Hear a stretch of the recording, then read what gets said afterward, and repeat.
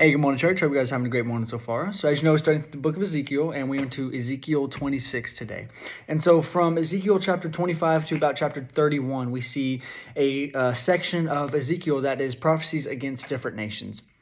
And so today we are into chapter 26, and this one is for the nation of Tyre. So if we want to start reading in verse 1, it says, "In the 11th year, on the first day of the month, the word of the Lord came to me. Son of man, because Tyre said about Jerusalem, 'Good, the gateway of the peoples is shattered. She has been turned over to me. I will be filled now that she lies in ruins.'" So we see here that Tyre threatens Jerusalem. They see that Jerusalem is weak, and so Tyre... they begin to threaten and want to invade Jerusalem, right? And so then we see in verse 3, it says, "Therefore, this is what the Lord God says. See, I am against you, Tyre. I will raise up many nations against you, just as the sea raises its waves." So we see Tyre threaten Jerusalem, and then we see God step in and say, no, I don't think so. This is what's going to happen. So over the next multiple verses, you see what God is going to bring against Tyre, and it gets intense, right? So we're going to start in verse 7. It says, "But this is what the Lord God says. See, I am about to bring King Nebuchadnezzar of Babylon, king of kings, against Tyre from the north, with horses, chariots, cavalry, and a vast company of troops." And so out of that verse, first thing I notice is King Nebuchadnezzar. And fun fact, that is the same King Nebuchadnezzar that we see over in Daniel with Shadrach, Meshach, and Abednego, putting them in the furnace for not bowing down.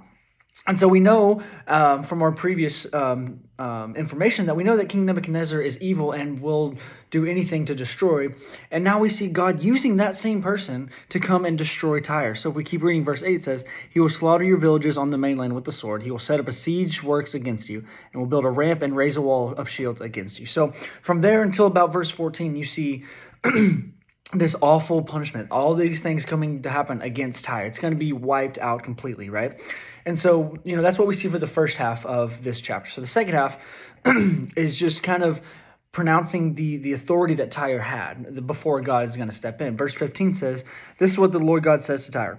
Won't the coast and islands quake at the sound of your downfall, when the wounded groan and slaughter occurs within you?" So we see that, won't the coast and islands quake at the sound of your downfall? We see that Tyre was a very powerful and very prestigious nation, and now that they're going to be brought down, they're going to know, everyone's going to know that God had something to do with this, right? So we keep going. Verse 16 says, "All the princes of the sea will descend from their thrones, remove their robes, and strip off their embroidered garments. They will clothe themselves with trembling. They will sit on the ground, tremble continually, and be appalled at you."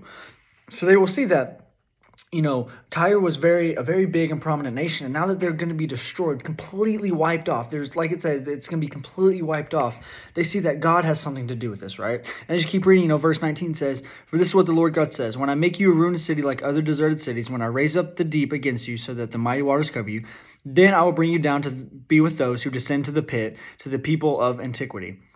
And so we see that it gets really bad. He keeps talking about bringing them to the pit, which, bringing them to hell, bringing them to this awful area. And, it's this whole awful thing against Tyre because they just threatened to, they want to invade Jerusalem. And so, what the main thing that I got out of this chapter is that God has our back. Our enemies try and come against us, and God doesn't just, shoo them away. He punishes them big time. And as you read throughout this chapter, God has our back just the same way as he did in Jerusalem here. And, like Tyre started to threaten to attack. When people attack us, God's got our back, and he loves to fight for us and with us. So I hope you guys are enjoying this study. I hope you guys continue to have a great rest of your day. God bless.